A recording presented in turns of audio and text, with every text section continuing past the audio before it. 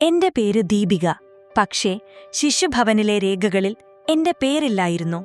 6-ാം വയസ്സിൽ തന്നെ ഞാൻ അറിയപ്പെട്ടത് കുസൃതിക്കാരി എന്ന ഓമനപ്പേരിലാണ്. ശ്രേയസ് ശിശുഭവൻ ഒരു തടവറയായിരുന്നു. വൃത്തിയും വെടിപ്പുമുള്ള മുറികൾ, ചിട്ടയായ ജീവിതം. പക്ഷേ അതിനുള്ളിൽ ഞാൻ എന്നെ തന്നെ ഒരു അരാജകത്വത്തിന്റെ രാജകുമാരിയായി കണ്ടു. ശിശുഭവന്റെ നിയമങ്ങൾ, അത് എന്റെ വിപ്ലവത്തിനുള്ള വെറും കടലാസു തുണ്ടുകളായിരുന്നു. ആ ദിവസത്തെ വികൃതി എന്റെ ഒരു മാസ്റ്റർ പീസായിരുന്നു. പാതിരാത്രിയുടെ നിശബ്ദതയിൽ ഞാൻ അടുക്കളയുടെ പിന്നിലെ ജനലിലൂടെ ബാത്റൂമിന്റെ സ്റ്റോർ റൂമിലെത്തി. അവിടെ കുട്ടികൾക്ക് ഉപയോഗിക്കാനുള്ള ഷാംപുവിന്റെ വലിയ പ്ലാസ്റ്റിക് ക്യാനുകൾ നിരത്തിവെച്ചിരുന്നു. എന്റെ കയ്യിലുള്ള പിങ്ക് ഹെയർ ഡൈ അതിലേക്ക് കലർത്തുമ്പോൾ എന്റെ ഹൃദയം ഒരു ചെണ്ട കൊട്ടുന്നത് പോലും ഇടിച്ചു. ഓരോ തുള്ളിയും ഞാൻ എറിയുന്ന അരാജകത്വത്തിന്റെ വിത്തുകളായിരുന്നു. പിറ്റേന്ന് രാവിലെ ഞാൻ എന്റെ കട്ടിലിൽ പുതപ്പിനുള്ളിൽ ചുരുണ്ടുകൂടി കാത്തിരുന്നു. നീരാവി നിറഞ്ഞ ബാത്റൂമുകളിൽ നിന്ന് കുട്ടികൾ ഓരോരുത്തരായി പുറത്തുവന്നു. ആദ്യം വന്ന കുട്ടിയുടെ മുടി കണ്ടപ്പോൾ ഞാൻ ചിരിയടക്കി പിടിച്ചു. തിളങ്ങുന്ന പിങ്ക്. ഒരാൾ, 2 പേർ, എല്ലാവരുടെയും തലയിൽ പിങ്ക് കിരീടം. ആ കാഴ്ച ഡയറക്ടറെ കസേരയിൽ നിന്ന് തെറിപ്പിച്ചു.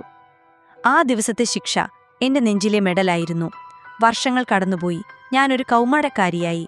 എന്നെ ദത്തെടുക്കാൻ വരുന്ന ഓരോ കുടുംബവും എന്റെ ഭാവനയ്ക്കു മുന്നിൽ ലജ്ജാകരമായിരുന്നു. അവർക്ക് ഒരു കഥയുമില്ല, രഹസ്യങ്ങളുമില്ല, വെറും സാധാരണക്കാർ. ഒരു ക്രിമിനൽ മാസ്റ്റർമൈൻഡിന്റെ മകളാകാനാണ് ഞാൻ ആഗ്രഹിച്ചത്. അരാജകത്വത്തിന്റെ ഏജന്റായ എനിക്ക് അതുപോലെയുള്ള മാതാപിതാക്കളെയാണ് വേണ്ടത്. ഒരിക്കൽ ദത്തെടുക്കൽ രേഖകൾ തയ്യാറാക്കാനായി എന്നെ ഡയറക്ടറുടെ ഓഫീസിലേക്ക് വിളിച്ചു.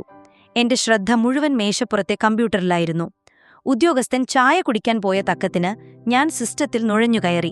എന്റെ സ്റ്റാറ്റസ് ഞാൻ ദത്തെടുത്തു എന്ന് തിരുത്തി. ഒരു ചെറിയ കമ്പ്യൂട്ടർ കോഡ് കൂടി എഴുതി ചേർത്തു. അതൊരു മുന്നറിയിപ്പായിരുന്നു. Don't disturb. ഇനി ആരും എന്നെ അന്വേഷിച്ചു വരില്ല, എന്റെ സ്വപ്നത്തിലെ മാതാപിതാക്കൾ എത്താതെ. 17-ാം വയസ്സിൽ ഞാൻ തീരുമാനമെടുത്തു. ഈ തടവറയിൽ എനിക്ക് മതിയായി. ഞാൻ ഡയറക്ടറുടെ ഓഫീസിലെ രഹസ്യ അറയിൽ നിന്ന് എന്റെ ഫയൽ കണ്ടെത്തി. അതിൽ എന്റെ ജീവശാസ്ത്രപരമായ മാതാപിതാക്കളുടെ പേരുകൾ: ശോഭ, ഹരി. ഹൃദയം തകർത്തുകൊണ്ട് ഞാൻ ചിന്തിച്ചു, ഇതൊരു സൂപ്പർ സ്പെഷ്യൽ പേരുകളല്ല, മറിച്ച് സഹകരണ ബാങ്കിലെ ജീവനക്കാരുടെ പേരുകളാണ്. എന്റെ നെഞ്ചിലൂടെ ഒരു തണുത്ത നടുക്കം കടന്നുപോയി. ഫയൽ ഞാൻ ചീന്തിയെറിഞ്ഞു. അതിലെ വിലാസം മാത്രം ഹൃദയത്തിൽ കുറിച്ചു: എറണാകുളത്തെ കാക്കനാട്. എന്റെ പ്രതികാരം തുടങ്ങാനുള്ള സമയം. അതേ രാത്രി ഞാൻ ശിശുഭവന്റെ മതിൽ കടന്നു. എന്റെ യാത്ര ദിവസങ്ങൾ നീണ്ടുനിന്നു. റെയിൽവേ പ്ലാറ്റ്ഫോമുകളിലും ബസ് സ്റ്റോപ്പുകളിലും ഞാൻ അലഞ്ഞു നടന്നു. എന്റെ മനസ്സിൽ ഒരു ലക്ഷ്യം മാത്രം: കാക്കനാട്. എന്റെ ജീവിതം നശിപ്പിച്ച് ഈ സാധാരണക്കാരെ കണ്ടെത്തി അവരുടെ ജീവിതം തകർക്കണം. ഒടുവിൽ ഞാൻ ആ വിലാസത്തിന് മുന്നിലെത്തി. വൃത്തിയായി വെട്ടിയ ചെടികൾ, പൊക്കം കുറഞ്ഞ മതിൽക്കെട്ട്, ഗേറ്റിൽ ഒരു ബോർഡ്: ഹരി നിവാസ്. മുറ്റത്ത് മധ്യവർഗത്തിന്റെ പ്രതീകമായ ഒരു മാരുതി സ്വിഫ്റ്റ് കാറ്. എന്റെ ഉള്ളിൽ വെറുപ്പ് തിളച്ചു. രഹസ്യമായി ഒളിച്ചുവെച്ച ആയുധങ്ങളുള്ള ഒരു താവളമാണ് ഞാൻ സ്വപ്നം കണ്ടത്. പകരം ഇതാ ഒരു വൃത്തിയും വെടുപ്പുമുള്ള, ലജ്ജാകരമാം വിധം സാധാരണമായ വീട്. ഞാൻ അവരെ ഒളിഞ്ഞു നോക്കി.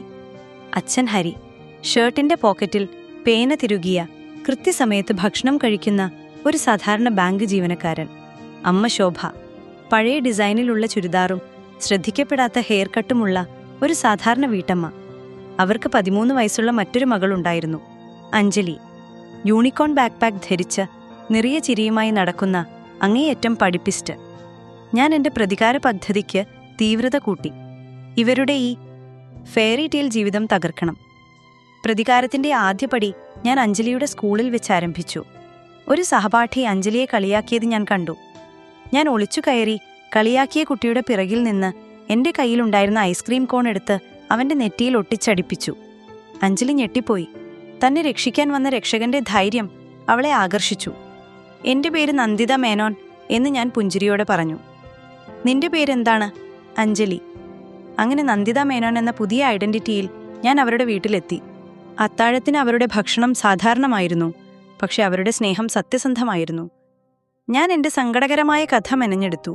അച്ഛന്റെയും അമ്മയുടെയും മരണവും ഒറ്റപ്പെട്ട ജീവിതവും. ശോഭയുടെ കണ്ണുകൾ നിറഞ്ഞു. ഹരി എന്നെ സാന്ത്വനിപ്പിച്ചു. നീ ഞങ്ങളുടെ സ്വന്തം മകളെപ്പോലെ ഇവിടെ താമസിക്കണം എന്ന് ശോഭ പറഞ്ഞു. ഞാൻ മനസ്സിൽ ചിരിച്ചു. പദ്ധതിയുടെ ആദ്യപടി പൂർത്തിയായി. ഞാൻ അവരുടെ ജീവിതത്തിൽ ചെറിയ കുഴപ്പങ്ങൾ ഉണ്ടാക്കാൻ തുടങ്ങി. രാവിലെ ഹരിക്ക് കൊടുത്ത കാപ്പിയിൽ പഞ്ചസാര മാറ്റി ഉപ്പ് ചേർത്തു. ഹരി കാപ്പി കുടിച്ചിട്ട് ചിരിച്ചു.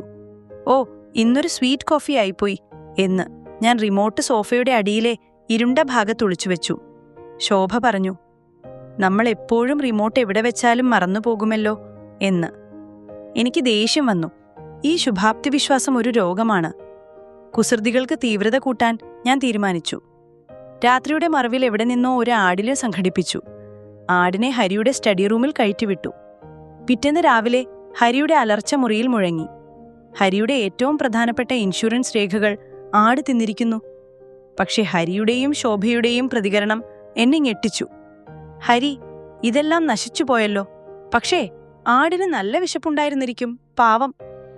ശോഭ ചിരിച്ചു. ശോഭേ, ഈ രേഖകൾ ഇനി കിട്ടില്ല. പക്ഷെ ഇതൊരു നല്ല കഥയായി, നമ്മുടെ വീട്ടിലൊരു ആട് വന്ന കഥ. ഹരി ആശ്ചര്യത്തോടെ പറഞ്ഞു. അവരുടെ ഈ രോഗാതുരമായ ശുഭാപ്തി വിശ്വാസം എനിക്ക് സഹിക്കാനായില്ല. അവരുടെ ജീവിതം ശരിക്കും നശിപ്പിക്കാൻ ഞാൻ അവരുടെ ഏറ്റവും വലിയ ദൗർബല്യത്തെ ലക്ഷ്യമാക്കണമെന്ന് ഞാൻ മനസ്സിലാക്കി. അഞ്ജലിയുടെ ലോകത്തേക്ക് ഞാൻ പതിയെ പ്രവേശിച്ചു. ഞാൻ എൻ്റെ ധൈര്യത്തെക്കുറിച്ചും നിയമങ്ങളോടുള്ള പുച്ഛത്തെക്കുറിച്ചും സംസാരിച്ചു. ദിവസങ്ങൾക്കുള്ളിൽ അഞ്ജലിയുടെ യൂണിക്കോൺ ബാക്ക്പാക്ക് പോയി. പകരം കറുത്ത ടീഷർട്ടുകളും കനത്ത കമ്മലുകളും വന്നു. അവൾ ക്ലാസുകൾ ഒഴിവാക്കി. അവളുടെ ഗ്രേഡുകൾ കുത്തനെ ഇടിഞ്ഞു. ഞാൻ മാതാപിതാക്കളുടെ മുന്നിൽ നല്ല കുട്ടിയായി അഭിനയിച്ചപ്പോൾ അഞ്ജലി കൂടുതൽ കുഴപ്പക്കാരിയായി മാറി. ഞാൻ അഞ്ജലിയെ അവളുടെ സ്വന്തം വിപ്ലവകാരിയാക്കി മാറ്റുകയായിരുന്നു. ഒരു ഉച്ചഭക്ഷണ സമയം ഞാൻ അഞ്ജലിയെ പ്രേരിപ്പിച്ചു. അവന്റെ കസേര വലിച്ചിട്, അവനെ വീഴ്ത്ത്. നിനക്കെന്താ ധൈര്യമില്ലേ? അഞ്ജലി മടിച്ചു. പക്ഷെ എന്റെ കണ്ണുകളിലെ വെല്ലുവിളി അവൾക്ക് സഹിക്കാനായില്ല. അവൾ കസേര വലിച്ചു. അവൻ വീണു. അഞ്ജലി സസ്പെൻഡ് ചെയ്യപ്പെട്ടു. ഹരിയും ശോഭയും സങ്കടപ്പെട്ടു. പക്ഷെ വഴക്കു പറഞ്ഞില്ല. അവരുടെ സമാധാനം എന്നെ കൂടുതൽ പ്രകോപിപ്പിച്ചു. ഇതൊരു ചെറിയ കുഴപ്പം മാത്രമാണ്. നിന്റെ മാതാപിതാക്കളുടെ സാധാരണ ജീവിതം തകർക്കാൻ പോവുകയാണെങ്കിൽ നീ എല്ലാം തകർക്കണം, ഞാൻ അഞ്ജലിയോട് പറഞ്ഞു. ഞാൻ അവൾക്കൊരു ദൗത്യം നൽകി. ഹരിയുടെ ബാങ്ക് ഓഫീസ്. അഞ്ജലി ഹരിയുടെ ബാങ്ക് ഓഫീസിൽ കയറി. ആദ്യം ഫയർ അലാരം മുഴക്കി. ഓഫീസിലെ ജീവനക്കാർ ഓടി. തുടർന്ന് അവൾ രഹസ്യമായി മാനേജർമാരുടെ മുറിയിൽ കയറി. പിരിച്ചുവിടലിനെക്കുറിച്ച് അവർ സംസാരിക്കുന്നത് അവൾ റെക്കോർഡ് ചെയ്തു. ആ റെക്കോർഡിംഗ് സഹകരണ ബാങ്ക് കുടുംബ വാട്സാപ്പ് ഗ്രൂപ്പിൽ അപ്ലോഡ് ചെയ്തു. അരാജകത്വം പടർന്നു. തൊട്ടടുത്ത ദിവസം ഹരിക്ക് ജോലി നഷ്ടപ്പെട്ടു. എന്റെ പ്രതികാരം പൂർണ്ണമായി. ഞാൻ വിജയിച്ചു. ഹരി നിസ്സഹായനായി തന്റെ മുറിയിലിരുന്നു. ശോഭ ഭയന്നു. അഞ്ജലി ഒരു നിയന്ത്രണവുമില്ലാത്ത കലാപകാരിയായി. പക്ഷേ എനിക്കാ വിജയം മധുരമായി തോന്നിയില്ല. എന്റെ വ്യക്തിപരമായ പ്രതികാരത്തിനായി ഞാൻ സ്നേഹിക്കാൻ ആഗ്രഹിച്ചൊരു കുടുംബത്തെ നശിപ്പിച്ചു. അഞ്ജലിയെ എന്റെ ഉപകരണം മാത്രമായി ഉപയോഗിച്ചതിൽ എനിക്ക് കുറ്റബോധം തോന്നി. ഞാൻ അഞ്ജലിയെ സമാധാനിപ്പിക്കാൻ അവളുടെ മുറിയിൽ പോയി. പക്ഷേ അവൾ അവിടെ ഉണ്ടായിരുന്നില്ല. കറുപ്പ സഞ്ചി മാത്രം. സാധനങ്ങളെല്ലാം പോയിരുന്നു. അഞ്ജലി ഓളിപ്പോയി. ഹരിയും ശോഭയും പരിഭ്രാന്തരായി താഴേക്ക് വന്നു. ഞാൻ ചെയ്തതിന്റെ ഫലം അഞ്ജലി എന്നെപ്പോലെ ആയിരിക്കുന്നു. സഹിക്കാനാവാതെ ശോഭയും ഹരിയും പരസ്പരം നോക്കി. ഹരി മെല്ലെ എന്നെ നോക്കി. അവന്റെ കണ്ണുകൾ നിറഞ്ഞിരുന്നു. നിനക്കറിയാമോ ദീപിക, ഞങ്ങൾക്ക് അഞ്ജലിയെ കൂടാതെ മറ്റൊരു മകൾ കൂടിയുണ്ടായിരുന്നു.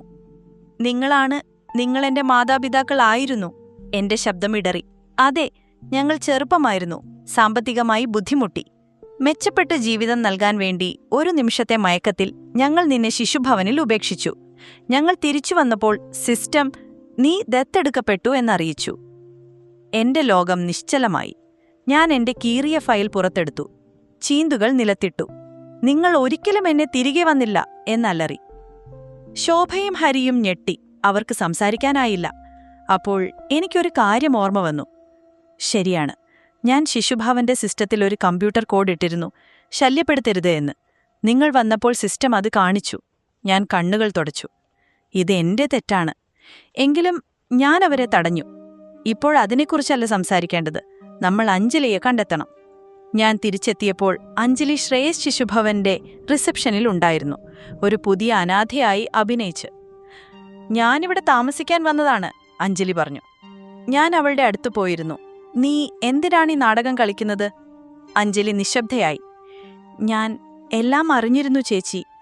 10 വയസ്സുണ്ടായപ്പോൾ അവൾ മാതാപിതാക്കളുടെ അലമാരയിൽ എന്റെ പഴയ സാധനങ്ങൾ അടങ്ങിയ ഒരു പെട്ടി കണ്ടിരുന്നു. ഞാൻ വന്നപ്പോൾ അവൾക്ക് സംശയം തോന്നി. മുറി വൃത്തിയാക്കുമ്പോൾ എന്റെ കീറിയ ഫയൽ കണ്ടു. നിങ്ങൾ പോകുമെന്ന് പേടിച്ച് അവൾ ഒന്നും പറഞ്ഞില്ല. നിങ്ങൾ പോകുമെന്ന് എനിക്ക് പേടിയുണ്ടായിരുന്നു ചേച്ചി. അതുകൊണ്ടാണ് നിങ്ങളുടെ ഈ പ്രതികാരം ചെയ്യാൻ ഞാൻ അവരെ സഹായിച്ചത്. അഞ്ജലി കൂട്ടിച്ചേർത്തു. താൻ ചെയ്ത അരാജകത്വമെല്ലാം എന്നോടുള്ള ദേഷ്യം കൊണ്ടായിരുന്നു. എനിക്ക് നിങ്ങളെപ്പോലെ ധൈര്യവും ഭയവുമില്ലായ്മയും വേണമായിരുന്നു. ഞാൻ കരഞ്ഞു. ഞാൻ എന്റെ വേദനയിൽ എന്റെ സ്വന്തം സഹോദരിയെ തകർക്കാൻ ശ്രമിച്ചു. എന്നോട് ക്ഷമിക്കണം അഞ്ജലി. ഞാൻ എന്റെ പ്രതികാരത്തിനായി നിന്നെ ഉപയോഗിച്ചു. അഞ്ജലി എന്നെ കെട്ടിപ്പിടിച്ചു. ആ കെട്ടിപ്പിടിപ്പിൽ എനിക്ക് ആദ്യമായി ഒരു കുടുംബത്തിന്റെ ഭാരം കുറഞ്ഞ സ്പർശം അനുഭവപ്പെട്ടു. ഇത് കൃത്രിമമല്ലായിരുന്നു, സത്യമായിരുന്നു. ഞങ്ങൾ ഹരിയെയും ശോഭയെയും വിളിച്ചു. അവർ ഓടിയെത്തി. ഒരുപാട് കരച്ചിലും കെട്ടിപ്പിടിക്കലും ക്ഷമാപണവും നടന്നു. ശിശുഭവനിലെ ആശയക്കുഴപ്പമുള്ള ജീവനക്കാരൻ ഞങ്ങൾ എല്ലാവരും ഒരുമിച്ച് നിൽക്കുന്ന ഒരു വിചിത്ര ഗ്രൂപ്പ് ഫോട്ടോ എടുത്തു. ഹരിയുടെയും ശോഭയുടെയും കണ്ണുകളിൽ പേനയും ചുരിദാറും മാരുതി സ്വിഫ്റ്റും മായ്ഞ്ഞു. പകരം അവിടെ സ്നേഹം മാത്രം. നമുക്ക് വീട്ടിലേക്ക് പോകാം എന്ന് ഹരി പറഞ്ഞു. ഞാൻ കുസൃതിക്കുട്ടി എന്ന് പ്രകാശിച്ചും തരഞ്ഞും ഓടിച്ചാടി കൊച്ചമക ജീവിതാനുഭവങ്ങളുമായി ആദ്യമായി എന്റെ സ്വന്തം വീട്ടിലേക്ക് മടങ്ങിപ്പോവുകയായിരുന്നു. ആ വീട് ഇപ്പോഴും സാധാരണമായിരുന്നു, പക്ഷേ ഇപ്പോഴതിനൊരു വലിയ അർത്ഥമുണ്ടായിരുന്നു.